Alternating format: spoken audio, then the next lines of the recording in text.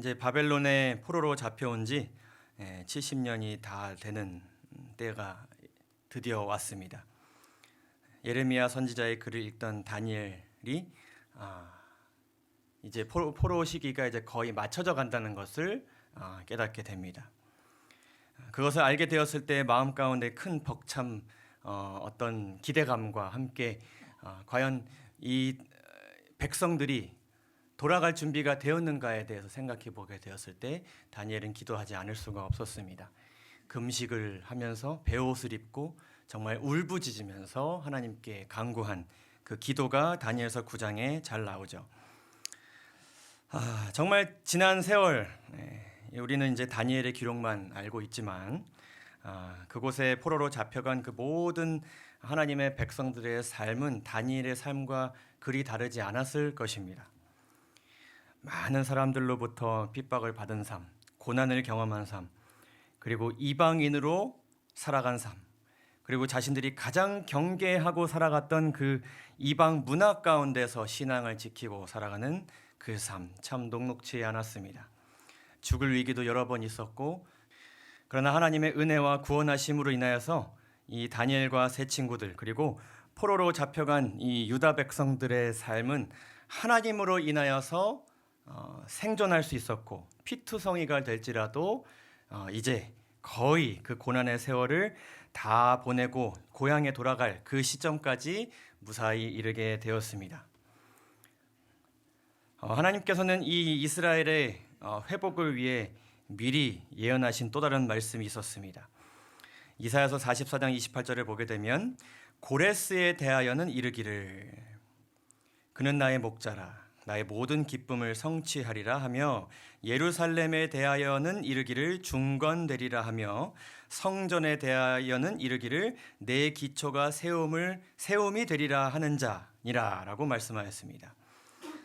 그래서 하나님께서는 70년이 지난 후에 고향으로 돌아가게 될 것이라는 예언과 함께 누구를 통해서 이 회복이 이루어질 것인가에 대한 구체적인 예언 또한 하나님께서 주셨습니다.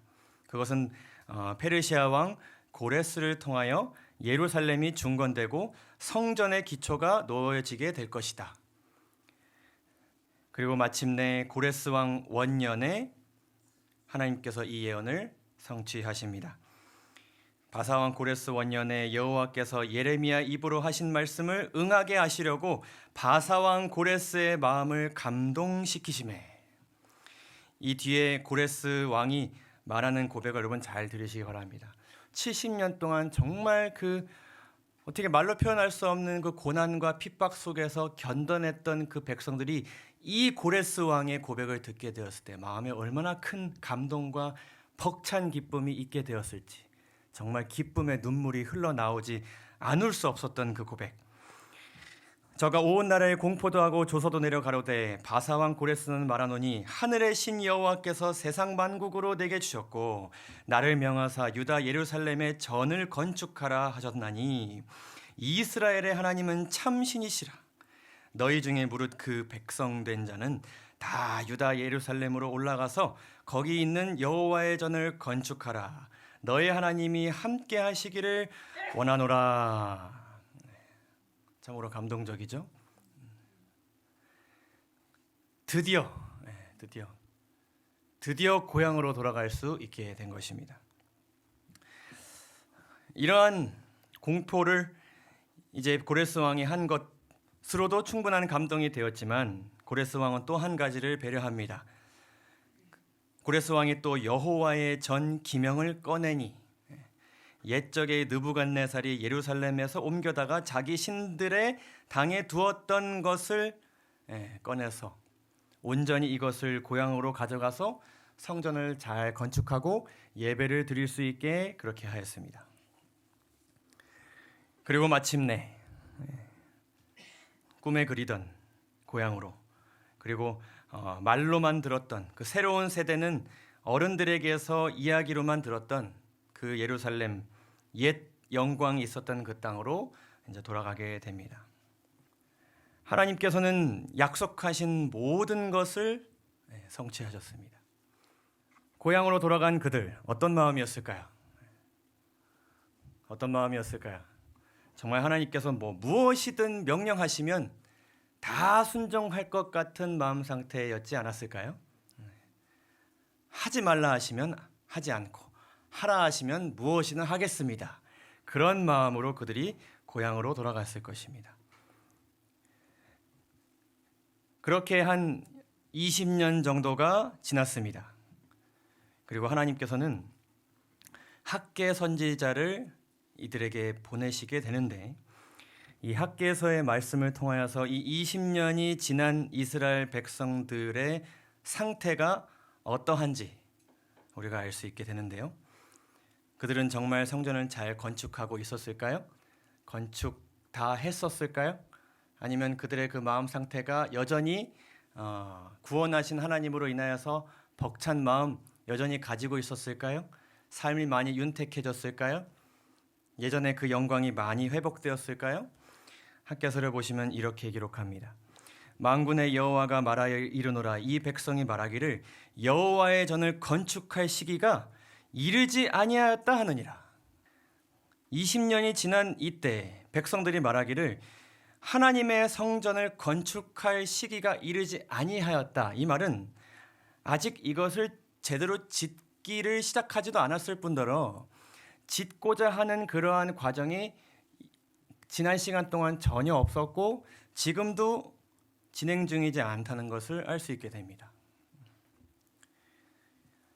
1장 4절을 보면 또 이렇게 말씀합니다. 이 전이 황무하였거늘, 말 그대로 터는 닦아 놓았는데 완전히 건축 자재들만 잔뜩 쌓여져 있고 아무것도 진행되지 않는 황폐한 상태로 성전이 놓여져 있고, 그들은 너희가 이때에 판벽한 짐에 거하는 것이 가하냐?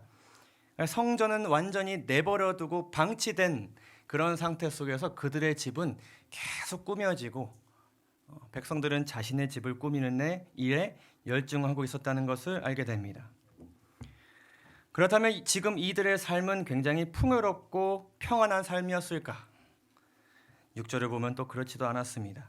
너희가 많이 뿌릴지라도 수입이 적으며 먹을지라도 배부르지 못하며 마실지라도 흡족하지 못하며 입어도 따뜻하지 못하며 일꾼이 삭슬받아도 그것을 구멍 뚫린 전대에 넣음이 되느니라. 많이 거두고자 하여도 열매가 없고 수입이 없고 쌓이는 것이 없고 밑빠진 독에 물을 붓는 것처럼 계속 뭔가가 나가는 그런 삶의 형태, 그런 수준이었다는 것입니다. 더 나아가서 많은 사람들, 특별히 이 성전의 이전의 영광을 본 사람들, 그 솔로몬 성전이 얼마나 화려했고 웅장했는지를 기억하는 사람들은 지금의 이 성전이 올라가는 모습을 보면서 너무나도 보잘것이 없어 보여서 회의감을 가지고 뭔가 아쉬운 그런 마음 가운데서 그들의 아주 무기력한 가운데 그 지난 20년을 보내고 있었다는 것을 알 수 있게 됩니다. 도대체 지난 시간 동안 무슨 일이 있었던 것일까요? 여러분, 우리가 살다 보면은 하나님의 구원하심으로 경험하게 되는 인생의 전환점들이 있습니다. 그 첫 전환점은 예수님을 만나는 경험, 특별히 우리 교회 오신 분들, 재림교회로 처음 오신 그 전환점, 하나님께서 구원하시기 때문에 경험될 수 있는 큰 은혜였습니다. 이전에는 결코 상상하지 않았고 원하지도 않았던 그런 삶이었는데 하나님의 은혜로 이런 삶을 살아야겠다고 결심하게 된 그런 경험들, 여러분 다 있으시죠? 그런 것뿐만 아니라 우리가 살면서도 정말 해결되기 힘든 그런 인생의 문제들, 위기들, 그런 가운데서 하나님의 은혜로 이렇게 건져짐을 얻게 되었을 때의 그 인생의 전환점. 예전에는 정말 이 일이 해결되지 않을 거라고 생각했는데 하나님 덕분에 내가 지금 이 상태에 놓여지게 되었구나. 정말 우리 하나님 덕분이다. 내가 하나님을 위해서 무엇이든 해야겠다. 감사의 제단을 쌓는 그런 경험들, 여러분들 하고 사시죠? 그런 큰 전환점들을 우리가 경험하게 되면 정말 뭐든 할 수 있을 것만 같은 마음이 듭니다. 정말 하나님과 함께라면 앞으로의 어떤 고난과 어려움도 다 이겨낼 것 같은 마음이 듭니다. 그러나 우리의 삶은 계속됩니다. 죄악 속에서의 삶은 현재 진행형입니다.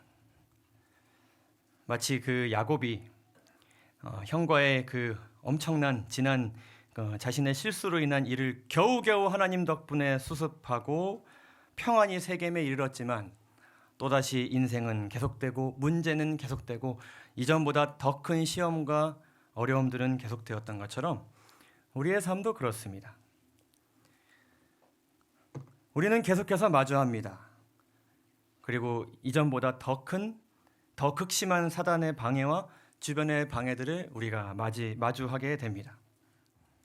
그러한 일들을 우리가 경험하면서 우리는 점점 신앙의 활기를 잃을 수 있습니다. 그리고 영적 슬럼프에 빠질 수 있습니다. 내가 이렇게 하나님 덕분에 정말 새로운 삶을 얻었는데, 그래서 정말 잘해보려고 했고 정말 헌신하려고 했고 노력하려고 했는데 내가 무엇을 위해 이렇게 또 살아가고 있는가? 요즘 말로 현타가 오는 그런 일이 자주 있곤 합니다. 때로는 우리가 영적 열등감에 빠지기도 합니다. 제대로 신앙하고 싶어서 하나님께서 주신 그 전환점 때문에 제대로 살고 싶었지만 예전의 나의 모습과 계속해서 내 자신이 비교되고, 그리고 다른 사람의 신앙하는 모습과 계속해서 비교됨으로 인하여서 뭔가 내 자신이 점점 더 발전하고 예수님을 닮아가고 더 마음이 굳건해지기보다는 점점 더 초라해지는 내 자신을 발견한 듯한 그런 마음이 우리 마음속에 있을 수 있습니다. 그러한 상태 가운데 빠진 이스라엘 백성들이었습니다. 그리고 하나님께서는 이 학개서라는 말씀을 보내주시면서 침체되었고 신앙의 동력을 완전히 잃어버린 자들을 격려하시고 일으켜 세우셨습니다. 이 학개서 말씀은 환호와 기쁨 가운데 고향으로 돌아와 옛 영광 재건에 돌입했지만 주변의 온갖 방해로 인해 사기가 떨어진 백성들에게 주신 하나님의 말씀입니다. 그들을 깨우시고 그러한 상태 가운데서 그들이 무엇을 해야 그러한 상태 가운데서 다시 일어날 수 있는지를 알려주시는 그런 내용이 이 학개서입니다. 그리고 그러한 그들에게 질책과 어떤 꾸지람의 말씀도 주시지만 궁극적으로는 격려와 용기를 통해서 그들에게 다시 한번 신앙의 동력을 불어넣고자 하시는 그러한 섭리가 이 학개서의 말씀 속에 담겨져 있습니다. 그렇다면 이 학개서의 말씀이 주어진 시대의 배경이 어떠한가 잠시 살펴보면요. 1절에서 이렇게 기록합니다. 다리오 왕 2년 6월 곧 그 달 초하루에 여호와의 말씀이 선지자 학개로 말미암아 스알디엘의 아들 유다 총독 스룹바벨과 여호사닥의 아들 대제사장 여호수아에게 임하니라 가라사대라고 시작하는데, 여기서 이 다리오 왕, 이 왕은 이제 학개 선지자가 살아왔고 그리고 하나님께로부터 기별을 받은 그때까지의 시대만 좀 이제 보면요. 일단은 우리가 아까 살펴보았던 그 1차 포로 귀환을 이제 허락했던 고레스 왕 시대에서 방금 학개서 1장 1절에 기록된 그 다리오 왕 사이에 이렇게 두 왕이 있었습니다. 그래서 총 4왕이 이 말씀이 주어지기까지 당시 시대를 이제 지배하고 있었는데요. 일단 먼저 BC 538년에 고레스 왕이 있었던 시절, 수룹바벨의 인도하에 에스라서 기록에 의하면 42,360명이 1차로 예루살렘으로 귀환합니다. 그리고 나서 2년 뒤 성전 재건을 위한 준비를 하기 시작합니다. 그런데 이 준비를 그들이 하기 시작하면서부터 아주 극심한 방해가 있기 시작합니다. 바로 사마리아인들의 방해가 시작되었습니다. 이 사마리아인들은 여러분 잘 아시다시피 아주 이방인도 아니었고 아주 모르는 사람들이 아닙니다. 한때 그들과 한 혈통으로서 한 나라에 살았던 형제. 그러나 지금은 오랜 기간 동안 이방 나라 문화에 완전히 물들여져서 하나님을 떠난 그런 사람들. 나와 비슷해 보이지만 다른 사람들, 다른 것 같지만 또 비슷한 사람들, 이 사람들의 극심한 방해가 있었습니다.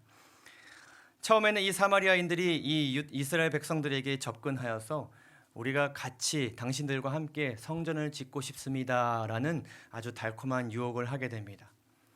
성전을 짓고 나라를 재건하기에 너무나도 소수가 고향으로 돌아오게 된 이스라엘 백성들 입장에서는 그들의 도움이 어쩌면 크게 필요했을지도 모르겠습니다. 그러나 그들은 이 고향으로의 귀환이 단순히 그냥 무너진 나라를 재건하는 것이 아니라 옛 신앙을 그리고 옛 하나님과의 관계를 회복하는 것이라는 것을 알았기 때문에 그들은 거절합니다. 그 뒤로부터 이 사마리아인들은 아주 많은 방해들을 하게 되는데 4장 4절 5절에서 이렇게 기록합니다.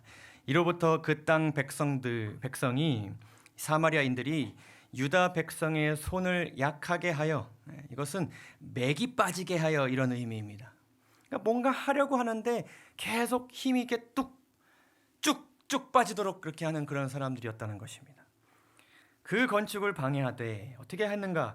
바사왕 고레스의 시대로부터 바사왕 다리오가 즉위할 때까지, 지금 이 학계 선지자가 활동을 하기 시작한 그 시점, 그 시간 동안에 그들이 의사들에게 뇌물을 줘. 이 의사들은 그 당시에 이제 위정자들을 이야기합니다. 그 정치인들에게 계속해서 뇌물을 주면서 그 건축을 허락한 그것을 계속 방해하였습니다. 선지자왕 기록에 이렇게 기록합니다. 캄비세스의 통치 동안 성전 사업은 서서히 진행되었다. 거짓 스메르디스, 이 거짓 스메르디스라는 이 왕은 이 진짜 스메르디스라는 왕을 사칭해서 왕에 올라가지고 이름이 이렇게 붙여졌습니다. 이 왕의 치세 동안에 사마리아인들은 불법한 협잡군을 유혹하여 유대인에게 저희 성전과 성읍을 재건하는 일을 금하는 조서를 내리게 하였다. 그래서 1년 이상이나 성전은 돌보지 아니하였고 거의 포기 상태로 있었다. 이와 같은 상태는 다리오의 통치의 초기 동안에 계속되었다. 이스라엘 사람들은 현세적으로 가련한 상태에 있었다. 여러 가지로 그냥 더 이상 못 해먹겠다라고 생각된 그런 상태에 놓이게 된 것입니다. 매우 오랫동안 그들은 불평하고 의심하였다. 우리가 이렇게 돌아온 것이 맞는가? 왜 돌아오게 하셨지? 왜 이렇게 우리 삶이 힘들지? 바벨론에서 팔고 온 집, 차, 내 아들은 대학 갈 때인데 돌아와야 된다고 대학 진학도 포기했는데 온갖 후회가 다 들었던 것이죠. 매우 오랫동안 그들은 여호와의 성전이 황폐된 것을 무관심하게 바라보면서 개인의 이익을 첫째로 삼기로 선택했다. 처음부터 그들의 마음 가운데 초심이 없고 막 욕심이 있었던 것은 아니었습니다. 잘해보려고 하였고 뭔가 하나님을 위해 헌신하라고 시도하였습니다. 노력하였습니다. 그러나 사산꺾건 방해하고 뭔가 일어나면 공사가 멈춰지고 오늘 공사하지 말래. 내일이면 1층 끝날 것 같은데 공사하지 말래. 도대체 이건 언제 끝나는 것인가? 결국 함께 성전을 짓는 일에서 나를 방어하고 나를 보호하고 나를 지키는 신앙으로 바뀌어지게 된 것입니다. 그래서 하나님께서는 선지자를 보내지 않을 수가 없으셨습니다. 그러나 이 암흑 시대에라도 하나님을 신뢰하는 사람들에게 희망이 없지는 않았다. 선지자 학개와 그리고 다음에 살펴볼 스가랴가 위기를 대처하기 위하여 일어났다. 완전히 무력해진, 축 처진, 뭘 해도 안 되는 상태에 있는 이 백성들에게 하나님께서 말씀을 보내십니다. 학개서 1장 3절에서 그리고 9절에 있는 말씀을 읽도록 하겠습니다. 이 말씀 여러분 잘 보시기 바랍니다. 하나님께서 어떻게 그들의 상태를 진단하시고 어떠한 처방을 내리시는지. 여호와의 말씀이 선지자 학개에게 임하여 가라사대 이 전이 황무하였거늘 너희가 이때에 판벽한 집에 거하는 것이 가하냐. 그러므로 이제 나 만군의 여호와가 말하노니 너희는 자기의 행위를 살펴볼지니라. 너희가 만일 뿌릴지라도 수입이 적으며 먹을지라도 배부르지 못하며 마실지라도 흡족하지 못하며 입어도 따뜻하지 못하며 일꾼이 삭슬받아도 그것을 구멍 뚫어진 전대에 넣음이 되느니라. 나 만군의 여호와가 말하노니 너희는, 다시 한번 말씀하십니다, 자기의 행위를 살펴볼지니라.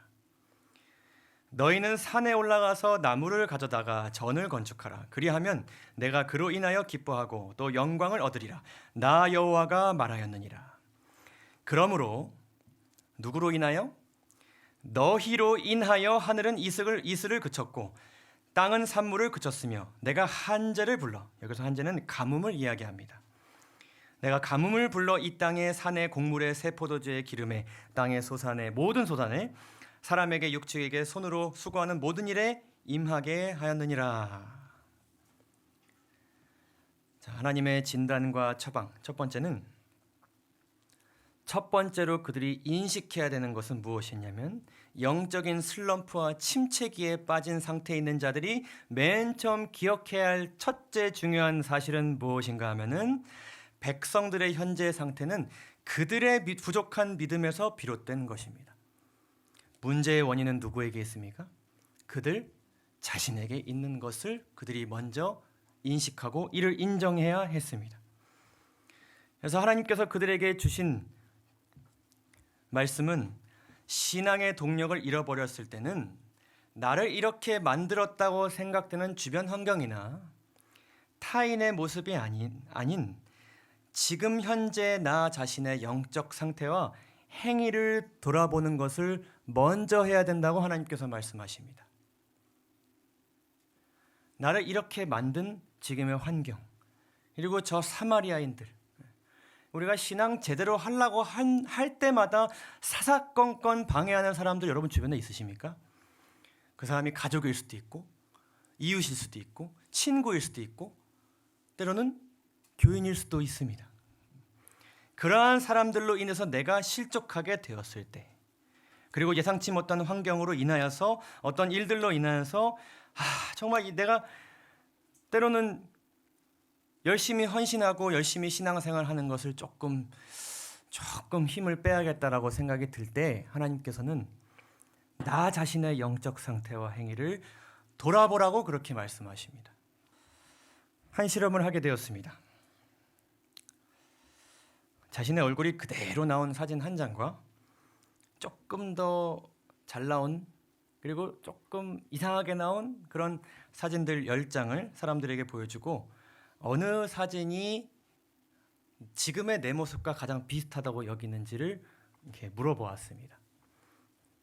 그때 진짜 자신의 사진을 보고 자신의 얼굴이라 확신하는 정도가 50% 정도였다고 합니다. 반반인 것이죠. 50% 맞는 것 같은데 50% 아닌 것 같습니다. 자기 얼굴이 맞는 것 같은데 아닌 것입니다. 근데 가장 퍼센트가 높았던 것은 20% 매력적으로 보정한 사진을 보았을 때입니다. 이것이 지금 내 모습이다. 사람들이 바라보는 지금 내 얼굴이다라고 생각한다는 것입니다. 사람은 거울을 볼 때 자기의 진짜 얼굴보다 20% 예쁘고 잘생기게 본다는 것입니다. 여러분, 이제 거울을 보실 때 정면 거울이 있고 이렇게 반사돼서 거울을 볼 때 내 옆모습과 앞모습이 굉장히 다르게 보인다는 것을 여러분 느껴보신 적 있으신가요? 네.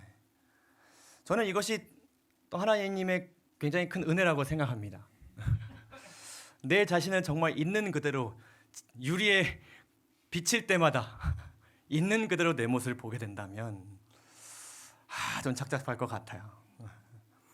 우리 교우님들께서 저에게 저는 오늘 너무 컨디션 좋아서 뭔가 활기 있게 교회를 왔는데 전사님 많이 피곤해 보이세요. 그러면 제가 나 아침에 나올 때 그 정도로 안 보였는데 이렇게 생각할 때가 있습니다.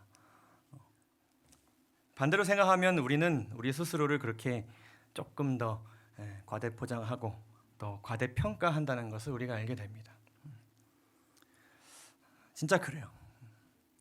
우리가 특별히 신앙을 할 때 이렇게 동력을 잃어버려서 침체기에 있을 때 왠지 나보다는 내 주변의 환경과 다른 사람 때문에 이렇게 되었다는 이유를 찾기가 굉장히 쉽고 실제로 그럴 수도 있습니다. 우리가 한 행위는 20% 좀 더 미화하고 사람들이 한 것들에 대해서는 조금 더 냉정하게 보는 습관이 우리에게 있습니다.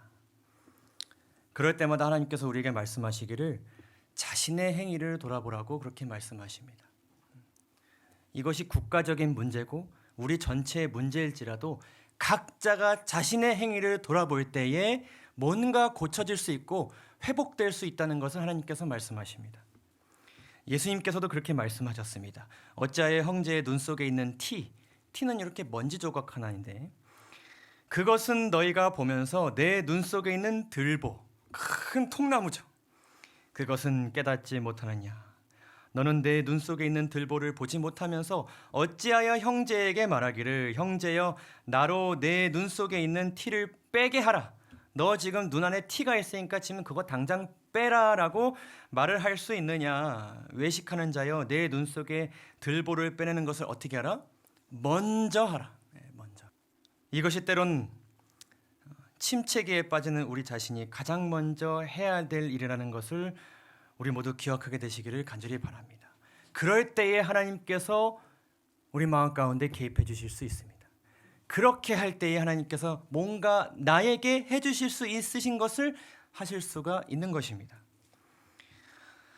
율법 또한 우리에게 그런 목적으로 주어졌다는 걸 여러분 잘 아시죠? 율법으로 말미암지 않고는 내가 죄를 알지 못하였으니 곧 율법이 탐내지 말라 하지 아니었더라면 내가 탐심을 알지 못하였으니라.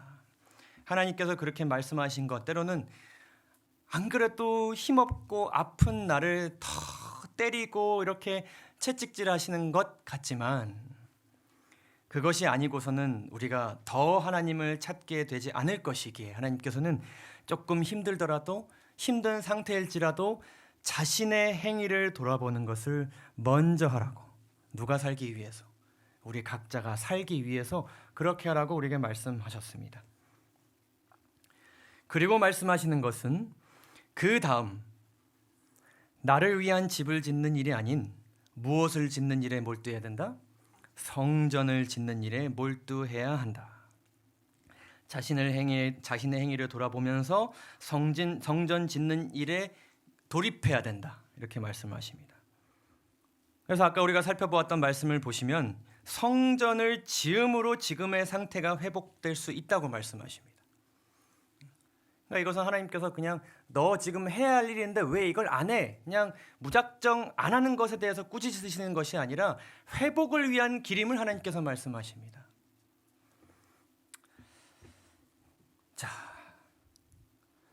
성전을 지어야 하는 이들에게 학개서 1장 8절에는 이러한 말씀을 주셨습니다. 너희는 산에 올라가서 나무를 가져다가 전을 건축하라. 여기는 놀라운 하나님의 섭리가 들어있습니다. 마음이 들어있어요. 역대상 29장 3절을 보게 되면 예전에 솔로몬 성전을 지을 때 어떤 재료로 지었는지가 나옵니다. 곧 기구를 만들 어떤 것들이요? 금과 은과 놋과 철과 나무. 이 나무와 지금 학개서에서 주어진 나무는 다른 것입니다. 이 다윗 왕 시대의 나무는 공수해온 고급 나무들입니다.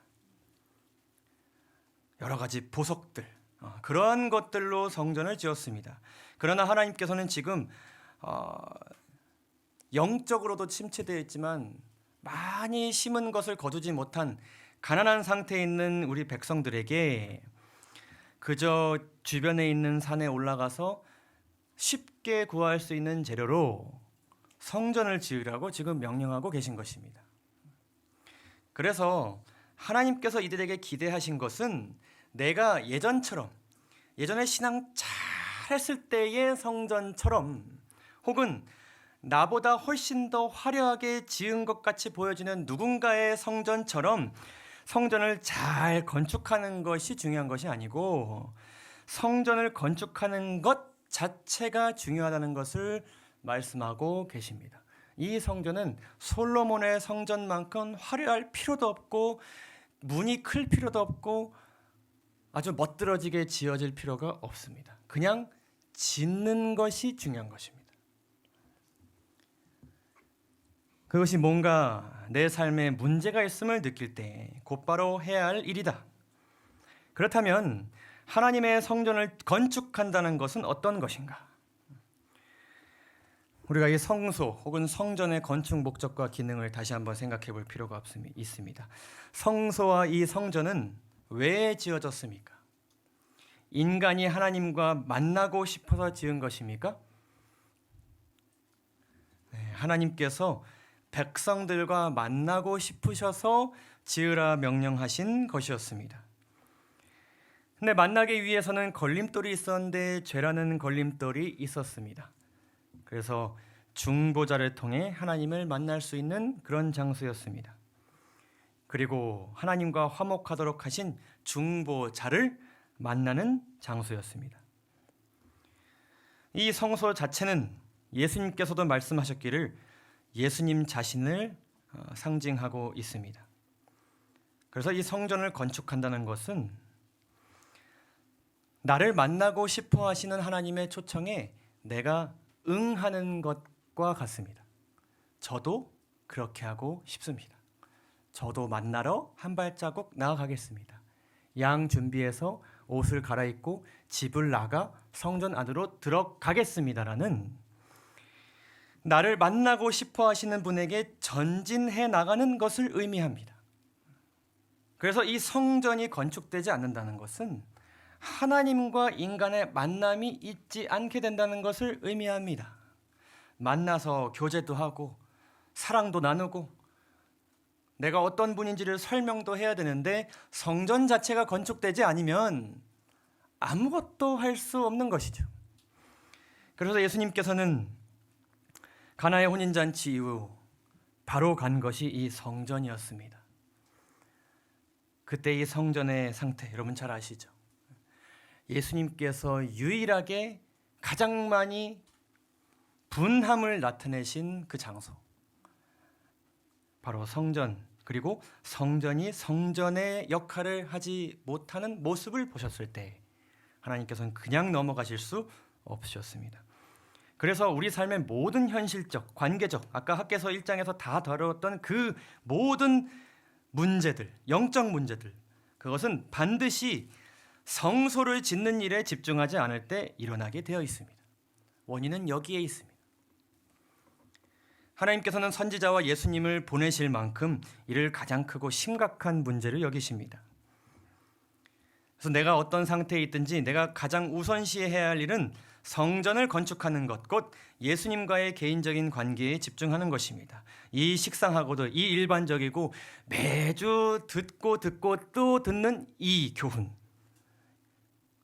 이것이 우리에게 가장 중요한 것이고 뭔가 잘못되어감을 우리가 느낀다면 그것은 예수님에게 더 집중하라는 성령 하나님의 신호라는 것을 우리가 기억하게 되기를 간절히 소망합니다. 자, 이렇게 학개가 호소했을 때 백성들은 어떻게 반응하였을까요? 아주 다행히 지난 70년의 포로 생활은 그들에게 아주 큰 교훈으로 자리 잡아 있었던 것이 분명했습니다. 그리고 하나님의 구원하심은 여전히 그들에게 큰 은혜로 기억되고 있음이 또한 분명했습니다. 스알디엘의 아들 스룹바벨과 여호사닥의 아들 대제사장 여호수아와 남은 바 모든 백성이 그 하나님 여호와의 목소리와 선지자 학개의 말을 청종하였습니다. 아멘이죠. 이는 그들의 하나님 여호와께서 그를 보내셨음을 인함이라. 백성이 다 여호와를 경외하매 때에 여호와의 사자 학개가 여호와의 명을 의지하여 백성에게 고하여 가로되 나 여호와가 말하노니 내가 너희와 함께 하노라 하셨느니라 하니라. 또 다른 전환점이 되었습니까? 또 다른 시작점이 되었습니까? 다시 한번 하나님께서 그들을 그 동력을 다시 한번 일으키셔서 곡괭이를 들고 삽을 들고 성전에 나아가야겠다라는 상태로 하나님께서 만들어 주셨습니다. 그런데 2장에 뭐가 나타나냐면 여기 보면 7월이라 합니다. 한 달이 지난 것입니다. 그때 이 말씀이 나오는 것입니다. 너희 중에 남아있는 자 곧 이전 영광을 본 자가 누구냐? 그 이전 영광을 본 사람들이 보았을 때 이게 막 성전이 건축되어 가는 그 과정을 보았을 때 아유 이거 참 옛날 그 성전이랑 비교해서 너무 초라한데 이렇게 짓는 것이 맞는가? 그런 생각을 하면서 다시 한번 어떻게 보면 겨우 빠져나온 그 침체기에 다시 빠지는 모습이 보여지게 됩니다. 그러니까 이러한 어떤 신앙의 기복, 이들에게 계속해서 반복되었던 것이죠. 그러나 하나님께서는 다시 한번 학계를 일으키셔서 그래도 여전히 연약하고 여전히 다시 한번 무기력해지는 그런 백성들이지만 그래도 성전을 건축하고자 전진하는 이들에게 여러 용기의 말씀을 주셨습니다. 2장 4절에서 이렇게 말씀합니다. 그러나 여호와가 이르노라 스룹바벨아 스스로 굳세게 할지어다. 여호사닥의 아들 대제사장 여호수아야 스스로 굳세게 할지어다. 나 여호와의 말이니라. 이 땅 모든 백성아 스스로 굳세게 하여 일할지어다. 내가 너희와 함께하노라. 만군의 여호와의 말이니라. 여기서 스스로 굳세게 한다는 것은 너네 알아서 다 굳세게 하라 라는 이런 말씀이라기보다는 여호수아의 말씀을 보게는 마음을 강대게 하라, 담대히 하라. 특별히 다른 번역에서는 힘을 내라, 용기를 가져라. 그리고 영어 번역에서는 be strong, 강해져라. 용기를 가지고 힘을 내라. 이렇게 용기를 북돋아주고 계십니다. 그러면서 말씀하시기를 너희가 애굽에서 나올 때에 내가 너희와 언약한 말, 내가 약속한 모든 것, 그리고 나의 신, 성령 하나님의 능력이 오히려 너희 중에 머물러나니 너희는 두려워하지 말지니라. 하나님께서 주시기로 약속하신 모든 것들과 주시기로 약속하신 능력을 다 주시겠다고 말씀하시면서 그들을 다시 한번 깨우십니다. 그리고 말씀하시기를 이전의 나중 영광이, 이 성전의 나중 영광이 이전 영광보다 크리라. 사람이 보기에는 훨씬 보잘것없어 보이고 아무것도 뭔가 지어진 것 같지 않아 보이는 그런 허름한 성전일지라도 이전의 영광보다 더 큰 영광스러운 성전으로 내가 여겨줄 것이다. 이렇게 말씀하십니다. 만군의 여호와의 말이니라. 내가 이곳에 평강을 주리라. 만군의 여호와의 말이니라. 이 평강은 예수 그리스도를 통해 우리에게 오게 될, 메시아를 통해 오게 될 그 평강을 이야기하고 있습니다. 또 하나님께서 축복의 말씀도 주셨습니다. 여기에는 하나님께서 정말 장담하시는 말씀이 나옵니다. 2장 18절에서 19절입니다. 너희는 오늘부터 이전을 추억하여 보라. 지난 과거를 쭉 돌이켜 보아라. 9월 24일 곧, 날짜도 정확하게 말씀하십니다. 이제 2달 지난 다음이죠. 여호와의 전 지대를 쌓던 날, 기초를 세우던 그 날부터 추억하여 보라. 지금 이 날을 기점으로 이 전의 시대와 이후의 시대를 비교하여 보라. 곡식 종자가 오히려 창고에 있느냐? 포도나무, 무화과나무, 석류나무, 감람나무의 열매가 맺지 못하느니라. 지금까진 그러했지만 그러나 오늘부터는 내가 너에게 복을 주리라. 성전을 건축하고자 전진하고자 했을 때에 그 전의 삶과 이후의 삶이 어떻게 다른지를 내가 증명해 보이겠다. 이렇게 말씀하십니다. 또 하나님께서는 소망의 말씀도 주셨습니다. 2장 20절에서 23절 여러분 읽어보시면 이 말씀은 이 땅에 임하실 메시아를 통한 승리의 기별임이 분명합니다. 그리고 하나님께서는 23절 이렇게 말씀하십니다. 내가 하늘과 땅을 진동시킬 것이요 열국의 보좌를 엎을 것이요 열방의 세력을 멸할 것이요 그 병거들과 그 탄자를 엎드려 뜨리리니 말과 그 탄자가 각각 그 동무의 칼에 엎드러지리이다. 지금 방해하는 모든 세력들을 내가 보복의 하나님으로 그들에게 나타날 것이다. 나 만군의 여호와가 말하노라. 스알디엘의 아들 내 종 스룹바벨아, 나 여호와가 말하노라. 그날에 내가 너를 취하고 너로 인을 삼으리니 나의 것으로 탁 내가 삼을 것이니 이는 내가 너를 택하였음이니라. 만군의 여호와의 말이니라. 백성들이 더 이상 침체되지 않도록 애쓰시는 하나님의 그 열심이 여러분 느껴지십니까? 이 학개서를 여러분 보시게 되면은 12번 총 한 38, 38절이 있는 학개서에서 한 12번에서 13번 정도 반복되는 아주 중요한 말씀이 있습니다. 그 말씀 여러분 계속 좀 인지하셨겠지만 만군의 여호와가 말하노라 이 말이에요. 지금 보시는 이 말씀에서도 3번 반복됩니다. 이 말씀은 내가 정말 내 이름을 걸고 우주의 통치자로서의 그리고 언약의 하나님으로서의 명예를 걸고 내가 반드시 이전의 삶과 다른 삶을 너희에게 줄 것이다라고 그렇게 강하게 말씀하시는 것입니다. 믿음이 연약할 때에 만군의 여호와가 우리에게 허락해 주실 것이라는 그런 흔들리지 않는 믿음을 여러분 꼭 가지게 되시기를 간절히 소망합니다. 말씀을 마무리하면서 적용의 몇 가지를 살펴보고 마치도록 하겠습니다. 우리가 신앙생활을 하면서 영적인 무력감 나에게도 생길 수 있습니다. 우리는 이것을 함부로 자신해서는 안 됩니다. 하나님의 은혜로 정말 이 정도의 위기는 내 삶에 더 이상 없을 것 같다고 우리는 함부로 장담할 수 없습니다. 더한 일은 있을 수 있고 그것이 하나님의 윤허하심 안에서 있을 수도 있고 또 사단의 극심한 방해로 있을 수 있습니다. 우리는 늘 그럴 수 있다는 것을 항상 염두하고 살아가야 합니다. 그리고 가장 중요한 것은 우리가 이번 주에 살펴보았던 것처럼 내 생명이 언제 끊길지 모른다는 생각 우리는 늘 하고 살아가야 합니다. 그리고 우리가 이러한 무력감을 느끼게 되었을 때 뭔가 헌신과 신앙생활에 대한 동력을 잃었을 때 그럴 때 찬란했던 옛 과거의 성전과 타인의 성전을 현재의 나의 상태와 비교하지 않으시기를 간절히 바랍니다. 서로 비교하지 마시고 상대방의 어떤 모습을 판단하지 마시기를 바랍니다.